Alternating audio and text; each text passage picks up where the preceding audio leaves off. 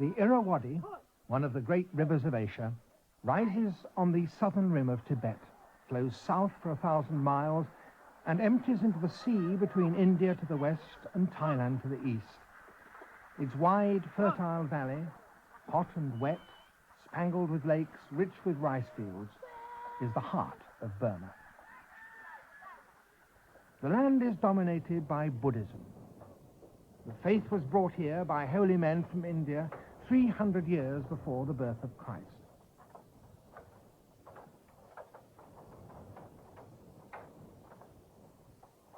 But the Lord Buddha didn't displace the ghosts and spirits, the gnats, in whom the people had already believed since before history began. He simply took his place alongside them, and they continued to dwell throughout the land that they had occupied since its very creation, in the rivers and the waterfalls, the rocks and the mountains, in the bodies of animals, and in the spreading branches of the trees.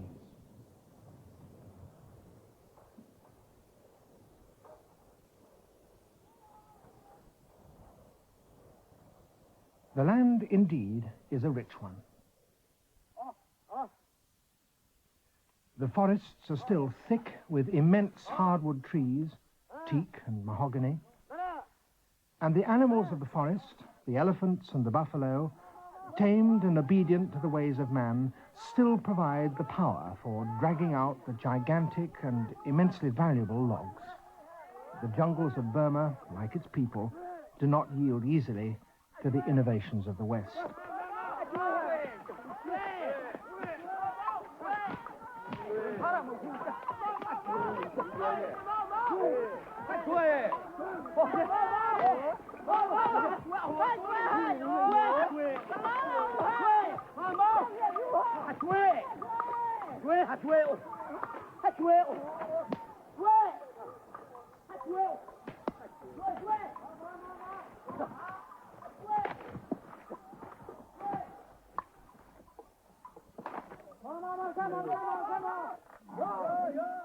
Young elephants, still not big enough to work, spend their first years alongside their laboring mothers, watching the tasks that they themselves will have to tackle when they're full grown.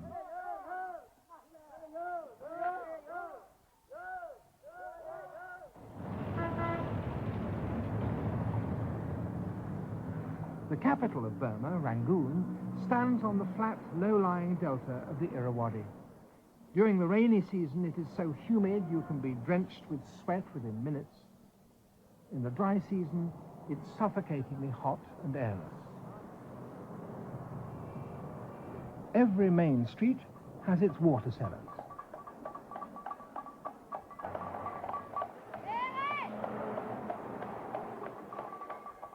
Most of them are aware of the modern Western obsession with cleanliness and hygiene and obligingly do their best to cater for it.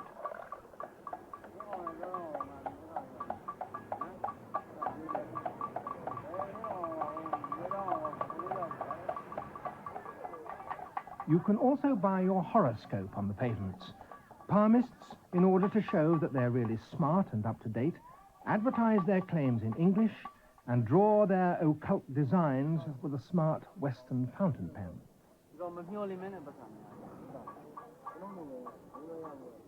A roadside horoscope like this is for the less well-to-do. The Burmese place such a belief in astrology that wealthy men employ their own full-time fortune tellers, and even government decisions may be influenced by their pronouncements.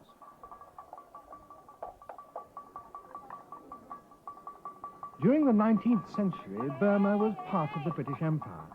But after the Second World War, the Burmese reclaimed their independence. And since then, they have virtually shut their doors to outsiders. The buildings of the city centre, put up a century ago to house a colonial administration, have been taken over by shopkeepers or turned into tenements.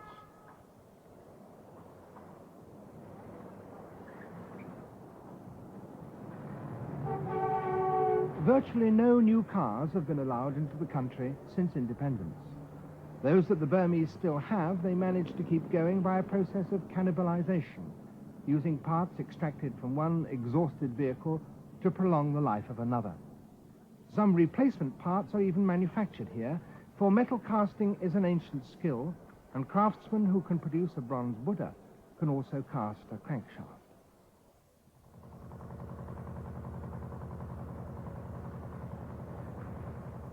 A branch of the Irrawaddy, wide, brown and tepid, flows to the city. For all its isolation, Rangoon is still a busy port, and its river still the main highway to the interior of the country. Indeed, this is the road to Mandalay, 400 miles upstream, that Kipling wrote about. Can't you hear their paddles chunking from Rangoon to Mandalay? On the road to Mandalay, where the flying fishes play, and the dawn comes up like thunder out of China across the bay.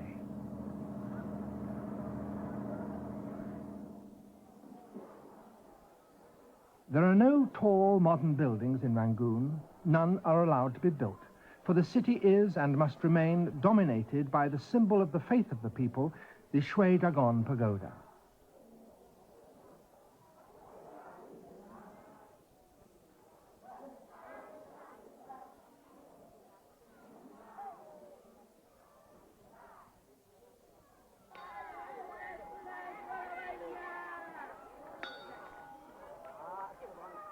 Every morning, monks from the pagoda walk the streets in silence, carrying begging bowls.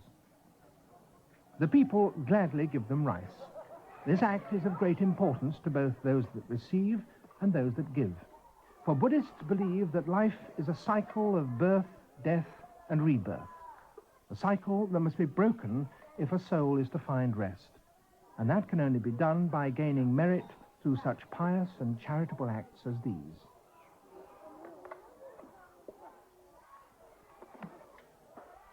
At the end of the procession come young boys who've only just entered the monastery.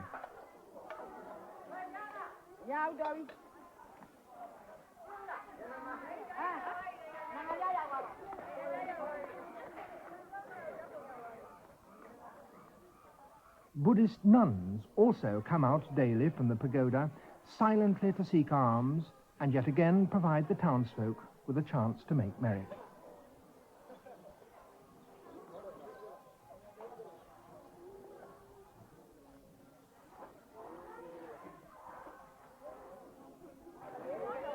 Merit can be acquired even after death. This is a funeral procession.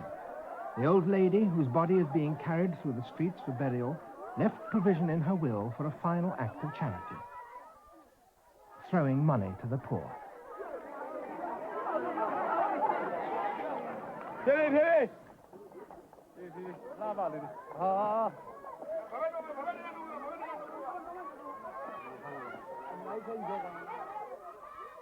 In life, the old lady had been particularly devout. She had given the monastery a whole new building, and so, by special dispensation, her body, in its coffin, may be shaded on its last journey by golden umbrellas, an honor normally reserved for the funerals of monks and their close relatives. Many of the monks themselves attend the ceremony to pay her a final honor and help her soul on its long passage towards the release of extinction.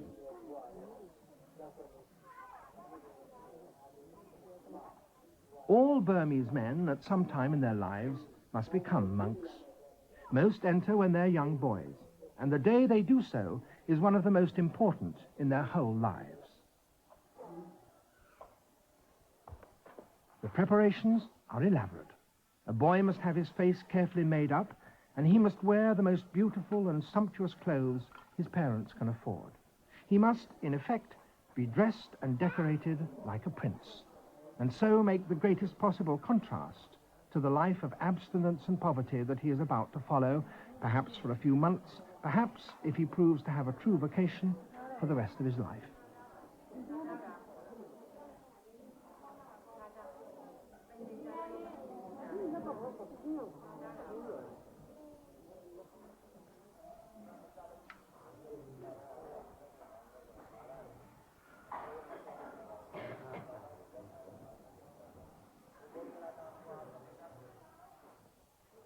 Over his white shirt, he wears a harness of gilded leather decorated with glinting fragments of glass.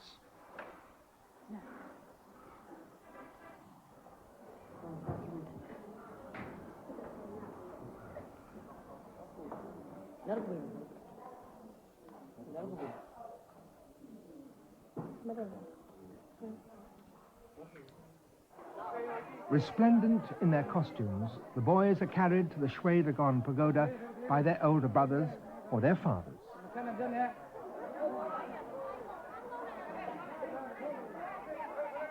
Girls, too, are carried in procession, for they also have a part to play in this great occasion.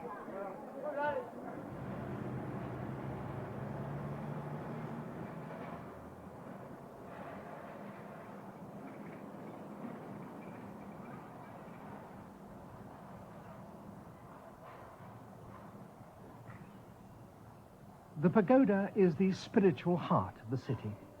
Tradition maintains that it was miraculously founded at the very moment that the Lord Buddha received his enlightenment, and claims that beneath its vast solid mound of brickwork there lie some sacred hairs from his head. Certainly it's the largest and oldest shrine of its kind in all the world.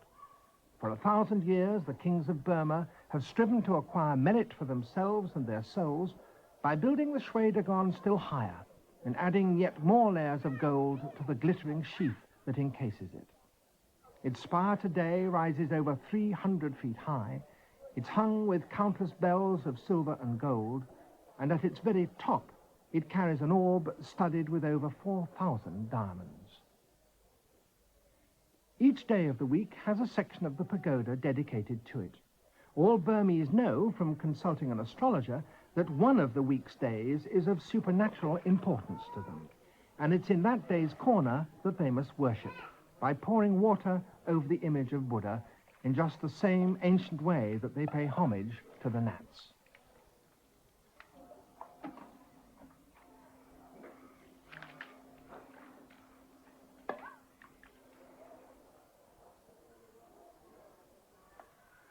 Pregnant women can seek good fortune by praying beside two special stone boulders.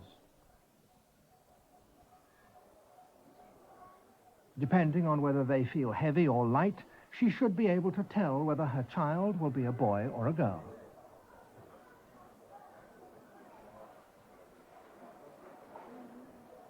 And everywhere in the temple, alongside the Buddhas, stand images of the ancient spirits, the gnats. To many, their presence in the pagoda is fully as important as that of the Buddha himself.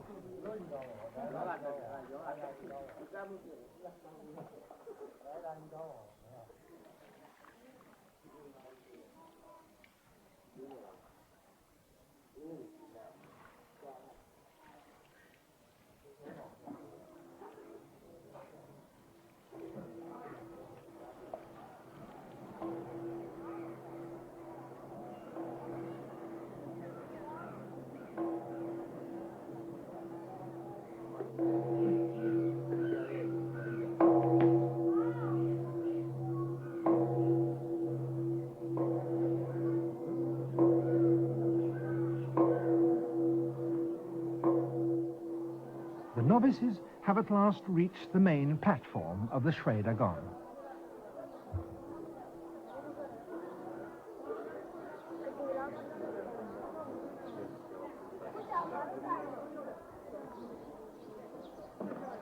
The flame-like decorations of gilded leather that they wear on their wrists and shoulders are symbols of spiritual force, which also appear on images of the gnats. For the boys on this day are not merely princes, but princes who are invested with supernatural power.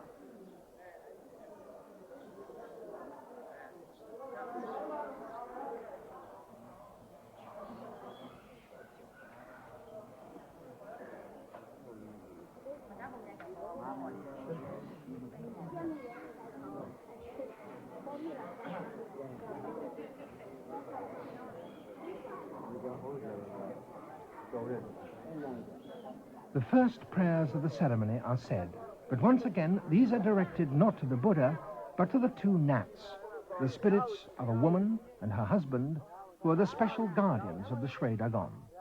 Only after they have been acknowledged may the spirit of the Buddha be invoked.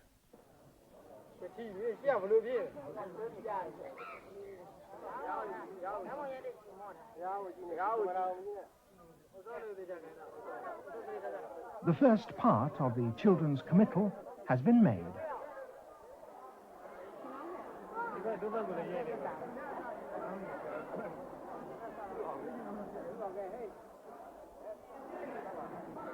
Before there are further rituals, there must be celebrations.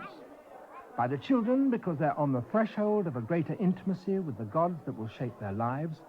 By their parents, because on this day, they are making one of the greatest possible acts of merit, the giving of a child to the service of the monastery and the Buddha. All the initiates must be driven ceremonially around the city so that everyone may share in their joy.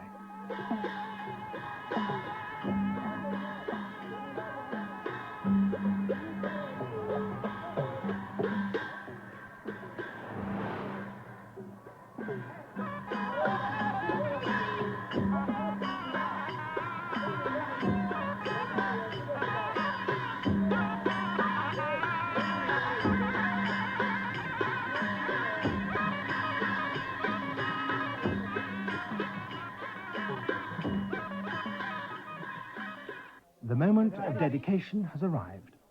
Although the girls on this occasion will not follow their brothers into the monastery, they must have their ears pierced.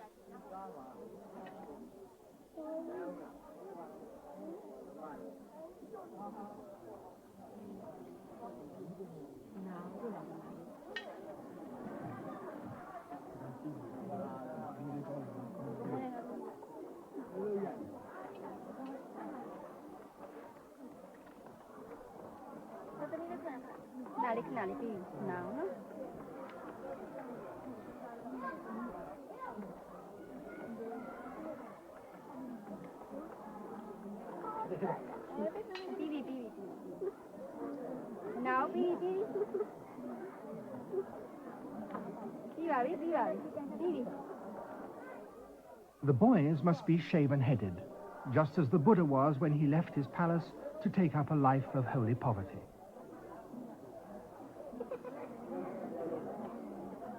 Sharing the ceremony with the boys are grown men, for people may return to the monastery many times throughout their lives, after a bereavement, in order to study, or simply to seek refuge from the turmoil of the outside world. All must lose their hair, for the Buddha wished all mankind to be equal, and princes and commoners are indistinguishable when they're shaven-headed and clad in saffron robes.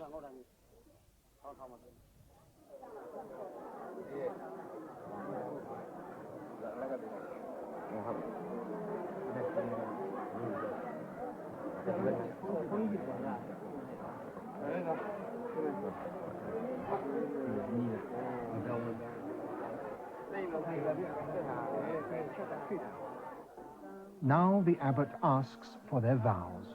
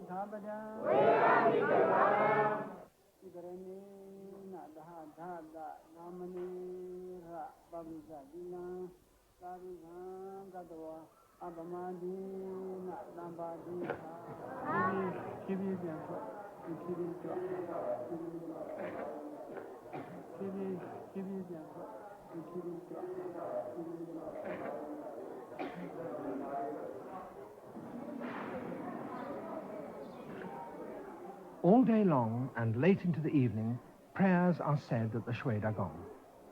Pilgrims may have travelled for weeks to visit this most sacred of shrines. Women from the town come to ask for particular boons, and children are brought to make their first prayers. And every day, a particular quarter of the city sends volunteers to sweep the great pagoda clean and gather the remains of spent offerings.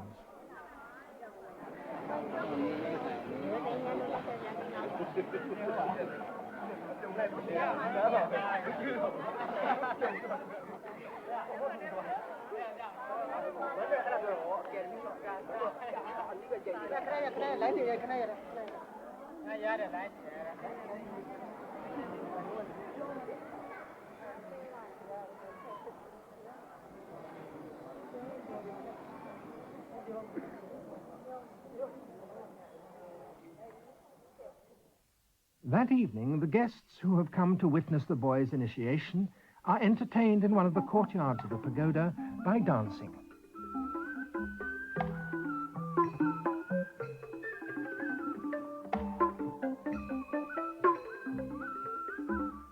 In the old days, the candle dance was performed with oil lamps instead of candles, and then even greater skill was needed to make sure that no drop of oil was spilled.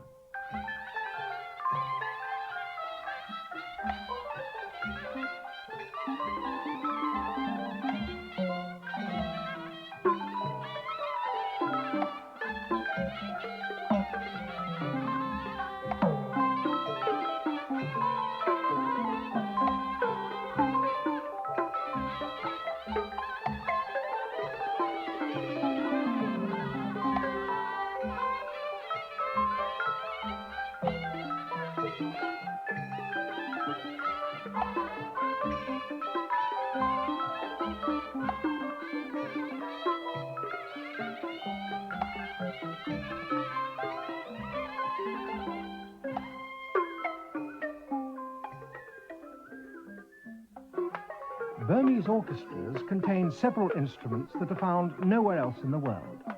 This is the sighing wine, a circle of tuned drums on which the leader of the orchestra improvises with brilliant virtuosity.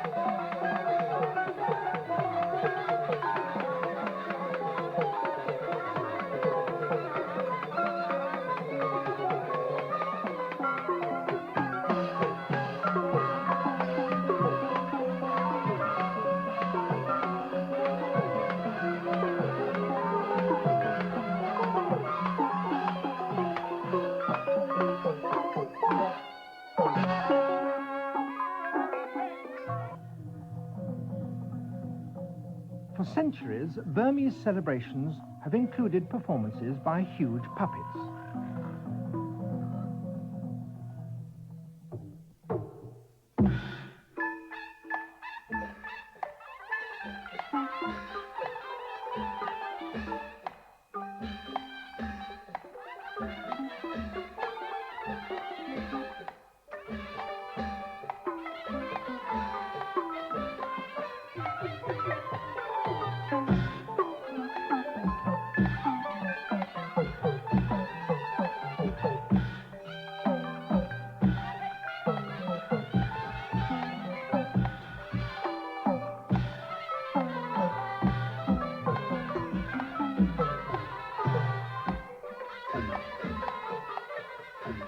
But these are not puppets, they're human dancers.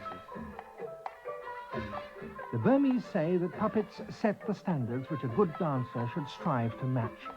And at no time is this more difficult than in this engaging dance when, as they say, dancers have simultaneously to forget and to remember. To forget their human anatomy and to remember that they're marionettes.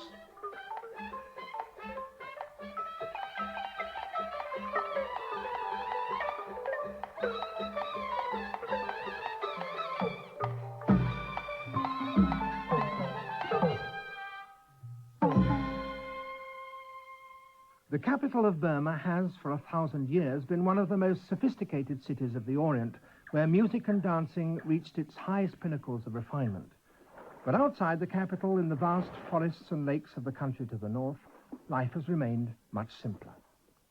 The people who live on Lake Inle, 200 miles north of Rangoon, have developed their own unique method of rowing. It's a style calling for great strength of leg and marvelous balance, and yet everybody, even the youngest, seem to be able to do it. The lake itself is full of fish, and men from villages all around it make their living from them.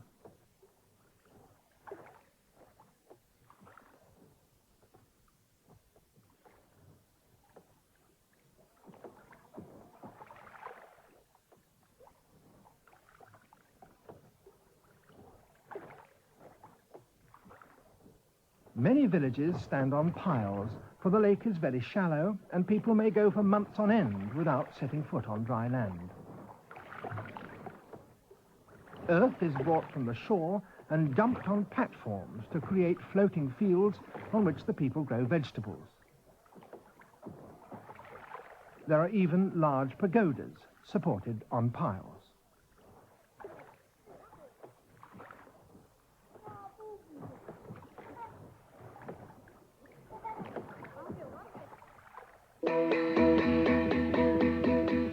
The lake is surrounded by jungle-covered hills where the Shan people still preserve their ancient animistic beliefs, and dancers, costumed as fabulous animals, come out to perform in public, accompanied by a simple orchestra of gongs and cymbals.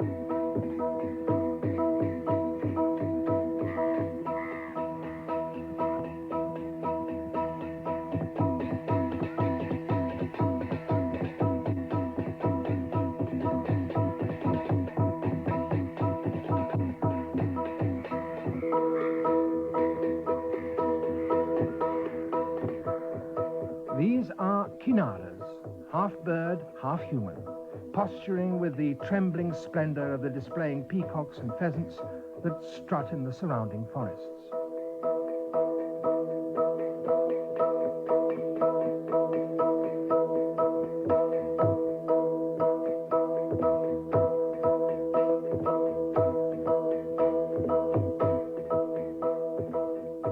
Every year, in October, a great festival is held on the lake, during which teams of men from different villages compete in what must be one of the most extraordinary regattas in the world. Each day, the competition is held in a different village, so that by the time it's over, it has completed a circuit right round the shores of the lake.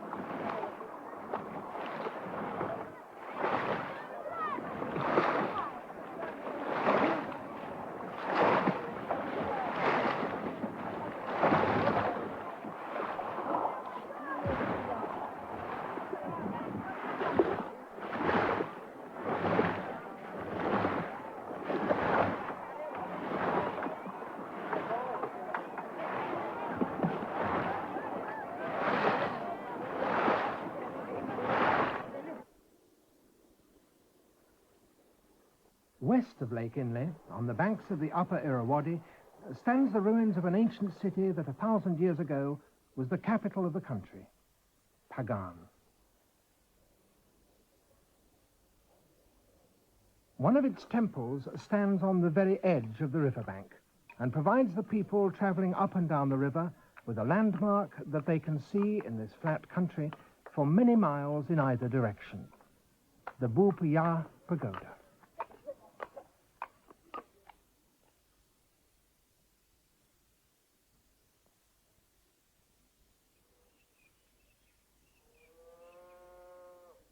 In the 12th century, when the power of Burma was at its height, Pagan was one of the greatest religious centers in the whole of Southeast Asia. Temples lined the Irrawaddy for a distance of 20 miles in a dense band 5 miles deep. Then there were 13,000 of them. Even today, over 5,000 still stand. The kings of Pagan believed that every temple they built brought them merit, and that if they built sufficient, they might even achieve the status of a Buddha. And they and their people labored industriously to do so. The earliest temples were solid mounds, which sometimes, like the Shui Dagon, contained an important relic. But later they came to be regarded more as homes for the gods and spirits, and they were built with hollow interiors in which images were placed. And here in Pagan, many of these still retain paintings of the Buddha on their walls and ceilings.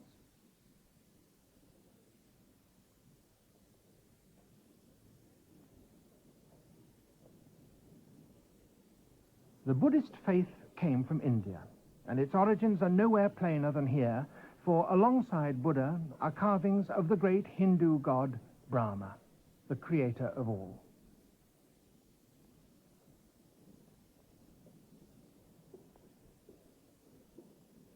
Among the temples stand other religious buildings, a library built to house 30 elephant loads of Buddhist scriptures that one of the kings of Pagan ordered to be brought here.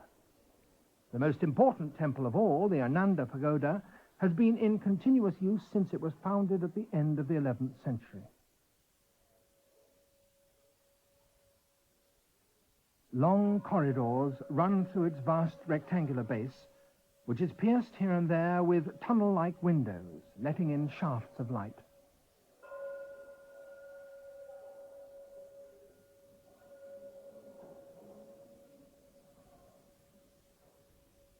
In niches along the walls, sculptures and engravings illustrate the life of Buddha, shaving his head and riding off to seek enlightenment supported by angels. And this is Chanzitha, king of Pagan, who founded this temple.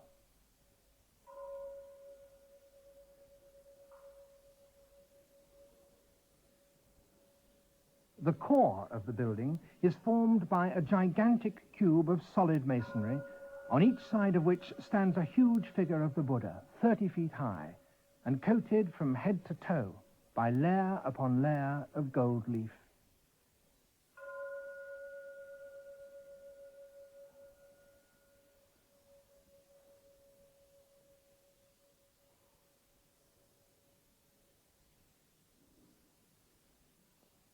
But although the temples are dedicated to the Buddha, the builders of the city entrusted its protection not to his gentle spirit, but to the powers of the gnats, for they placed effigies of them in niches guarding either side of the city gates.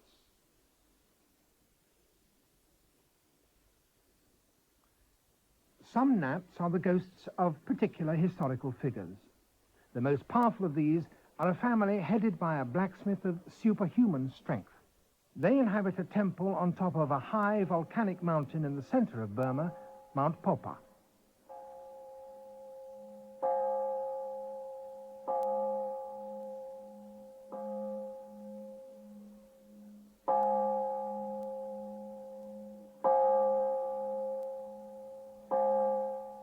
The blacksmith was murdered by a king jealous of his influence.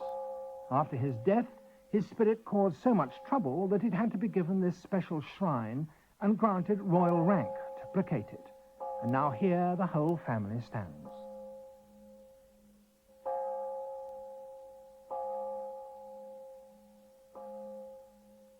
As well as such heroes and heroines and the spirits of nature, the gnats also include spirits who are clearly closely related to the gods of India. Indeed, many Burmese regard Buddha himself as one of them. People can communicate with the gnats by dancing.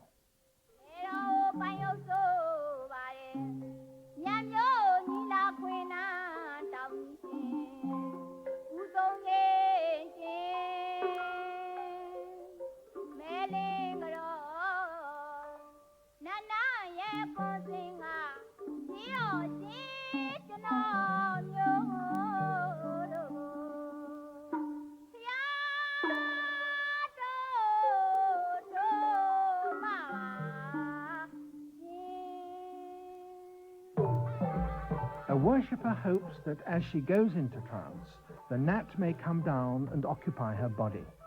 A female gnat, they believe, prefers to enter a man's body, so an entranced devotee becomes, in a sense, bisexual. This dancer, in fact, is a woman, but very often gnat dancers, equally graceful and flirtatious, are actually men in women's clothing.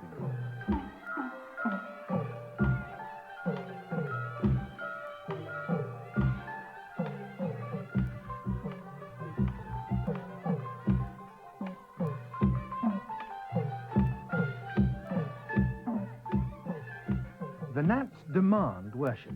If they're not properly treated, they may take terrible revenge. Many Burmese believe that it was neglect of the gnats that on July the 8th, 1975, brought disaster to Pagan. A tremendous earthquake shook the city. Rents appeared in walls and tall spires rocked and crashed to the ground. Over 1,000 of the temples were severely damaged. Restoration work has now begun, but it'll take decades to repair the damage caused by a few minutes of violence. The bronze umbrella on top of the Ananda Pagoda fell and was smashed beyond repair. The tower itself cracked apart. It's now being painstakingly patched up.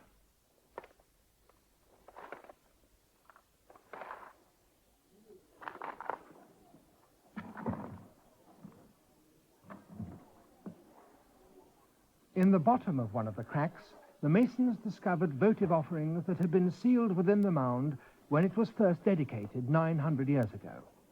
They rededicated them and sealed them up once more, this time within a tangle of steel rods surrounded by solid concrete.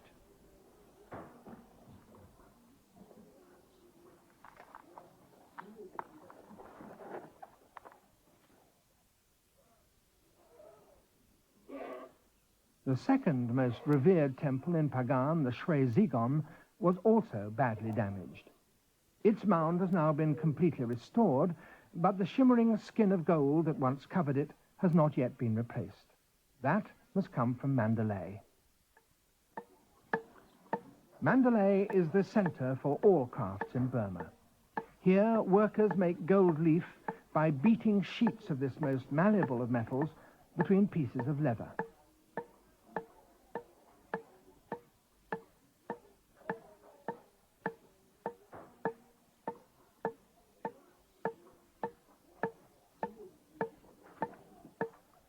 Ultimately, the gold becomes so thin that it will float in the air.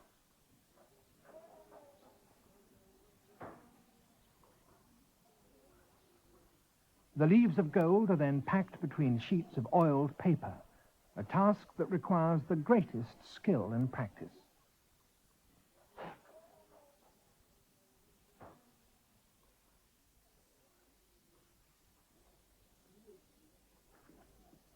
Eventually, traders will take the gold to pagodas all over the country. There it will be sold to the faithful and laid on the surface of the stupas to refurbish their golden glory and bring merit to those who paid for it.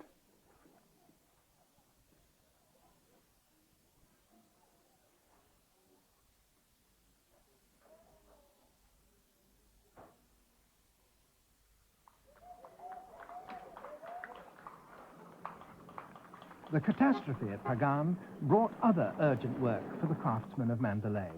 New statues of the Buddha were needed, and Mandalay can provide them in all sizes. These craftsmen are always busy, for the people believe that the simple act of setting up a Buddha image is in itself meritorious. So even without the exceptional demands from Pagan, the market for images is continuous and huge. As well as giant versions in marble, Mandalay produces many small ones. They're cast in bronze using the same technique as was used 2,000 years ago. A model, perfect in every detail, is made in wax around a central core of clay.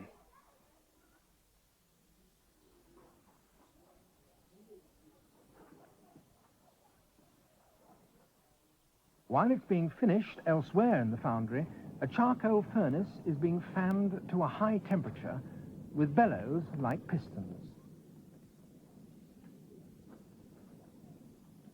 This is the power that will ultimately melt the metal.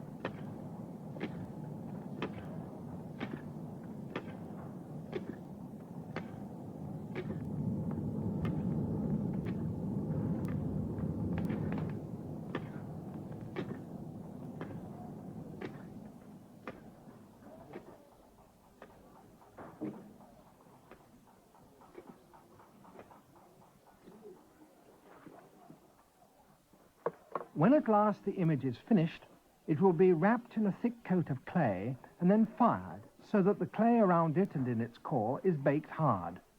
The wax melts and drains away, leaving behind it a hollow mould.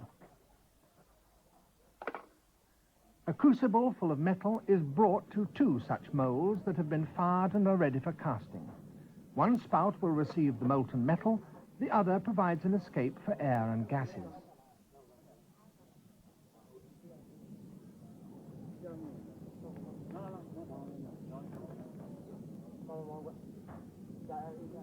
As soon as it cools, the mould is broken away.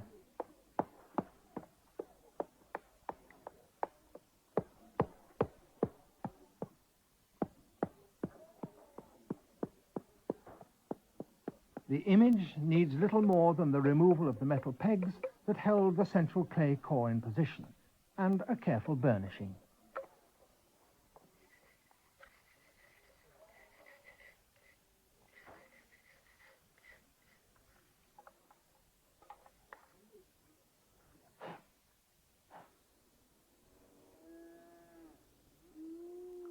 Pagan, after 2 centuries of splendor, was eventually conquered and sacked by Mongol nomads from China to the north, under their great leader Kublai Khan.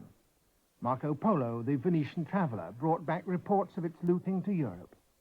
The Burmese kings eventually built themselves a new capital farther up the Irrawaddy, first at Ava and then close by at Amarapura. It too, after a few centuries, was abandoned. Ruins of stone and brick still stand, but most of the city's buildings were of timber, and they have long since disappeared.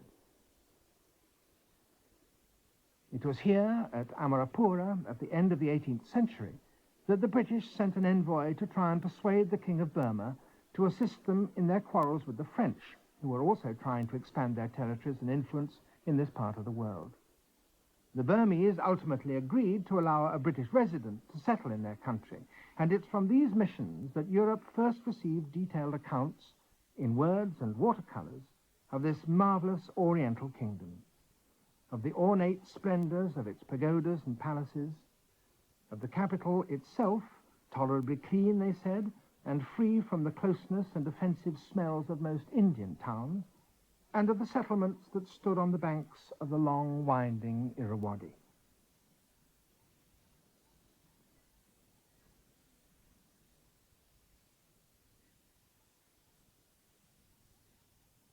And it was in such palaces as these, richly decorated with gilded wooden ornament and covered in carvings, that Europeans saw for the first time the dazzling, sophisticated performances given by the dancers of the royal court.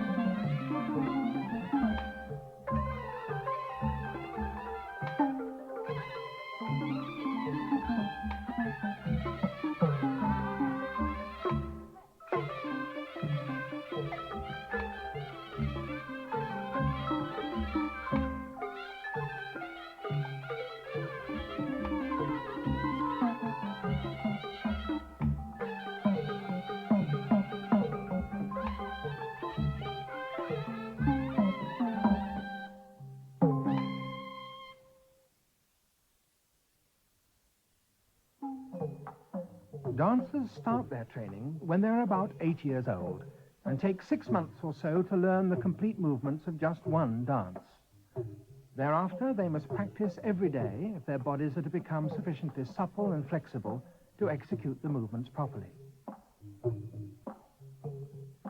Ideally, fingers should be long, and constant practice should make them capable of bending backwards in a graceful curve.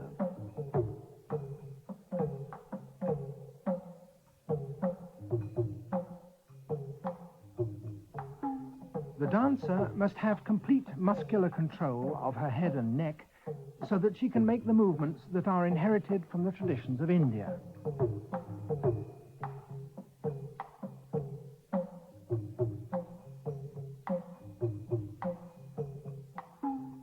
The feet must be placed flat on the ground and do little more than emphasize the rhythm and kick back the longi, the traditional skirt.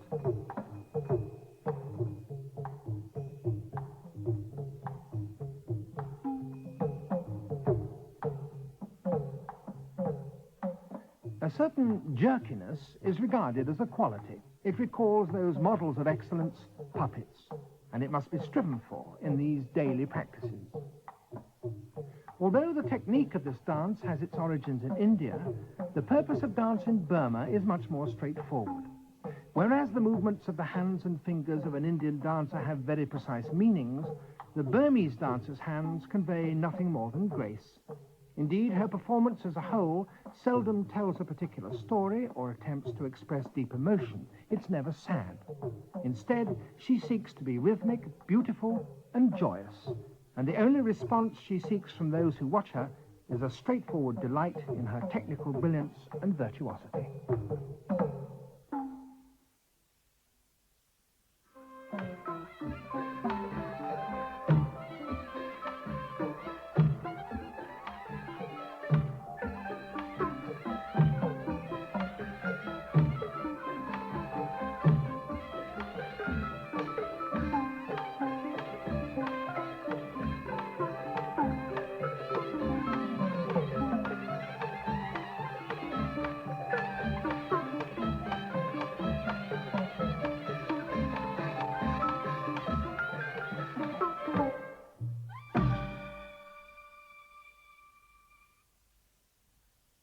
Sophisticated though it is, Burmese dance is not by any means solely the delight of the wealthy, leisured courtiers of the palace.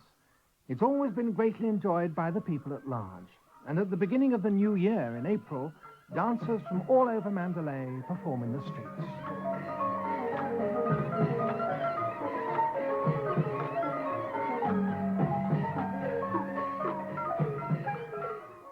In every quarter of the city, full-scale orchestras are playing to rapt audiences.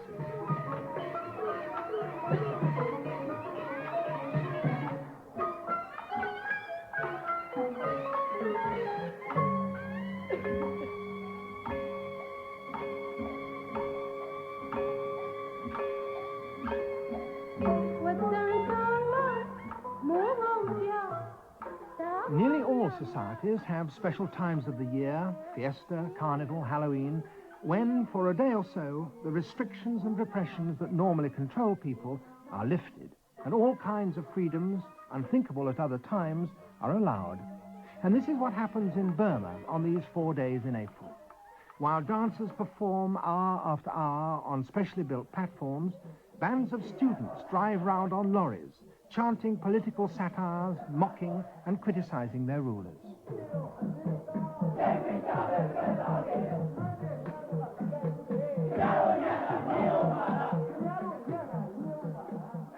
The whole event is organized into a competition, with judges carefully assessing the merits of the chants and their criticisms and awarding marks.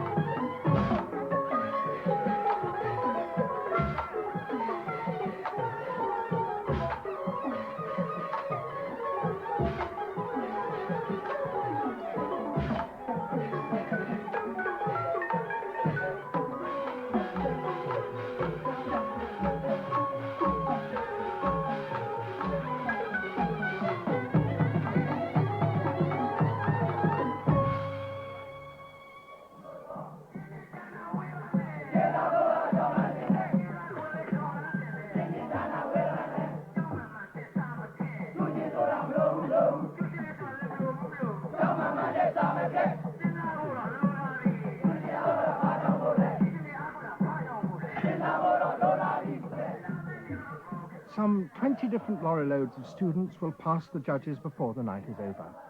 Prizes will be awarded to those whose chants have the greatest originality and strike closest to the truth.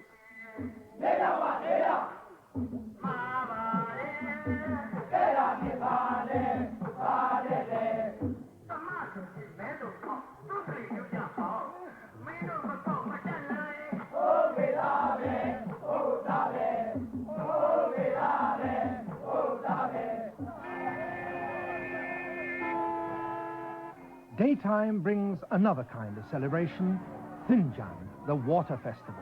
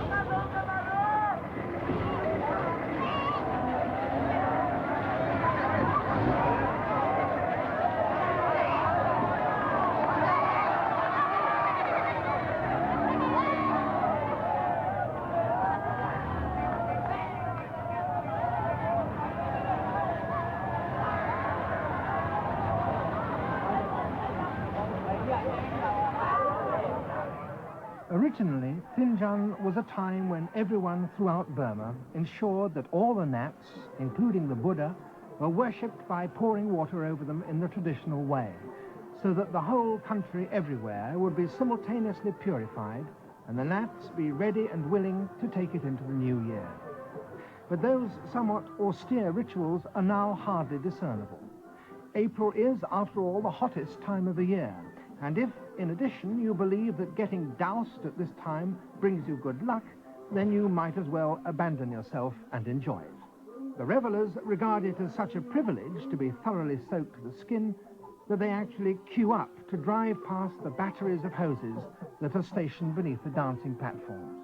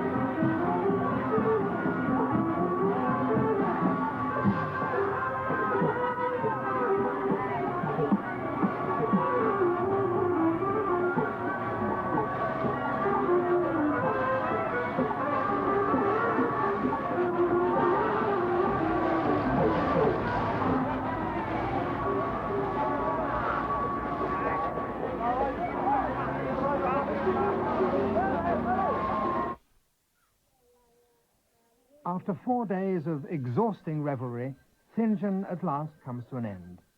The gods have been restored, revered, and revived. The Buddha has received his due, the gnats have been placated. With their approval, life can now return to normal. Within a few weeks, the monsoon will come, bringing rains to the rice fields. Burma is launched on yet another year.